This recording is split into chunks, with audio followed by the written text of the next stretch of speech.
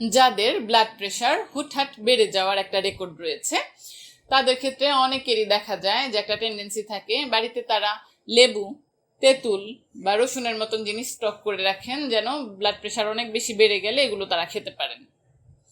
কিন্তু একটা মজার ব্যাপার হচ্ছে, এগুলোর মধ্যে কিছু মাত্রায় পটাশিয়াম থাকায় তার স্বাভাবিক অবস্থায় মানুষের ব্লাড প্রেশার কিছুটা কমাতে পারলেও যখন অনেক বেশি উচ্চ রক্তচাপ কারো হয়ে যায়, অর্থাৎ ব্লাড প্রেশার অনেক বেশি বেড়ে যায়, তখন কিন্তু এই সামান্য পটাশিয়াম তাদের ব্লাড প্রেশার কন্ট্রোলে আনার পক্ষে মোটেই সাফিসিয়েন্ট না।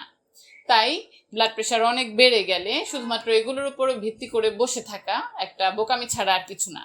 আপনি এগুলো যদি হাতের কাছে থাকে তাহলে খেতেই পারেন, তবে অবশ্যই খাওয়ার সঙ্গে সঙ্গেই আপনারা হসপিটালে বা নিকটস্থ কোনো ডক্টর যদি থাকে তার সাহায্য নেবেন।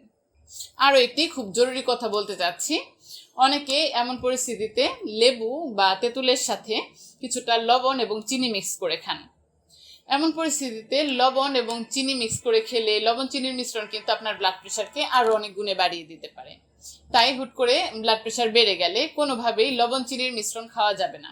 এই ভুলটি থেকে বিরত থাকবেন।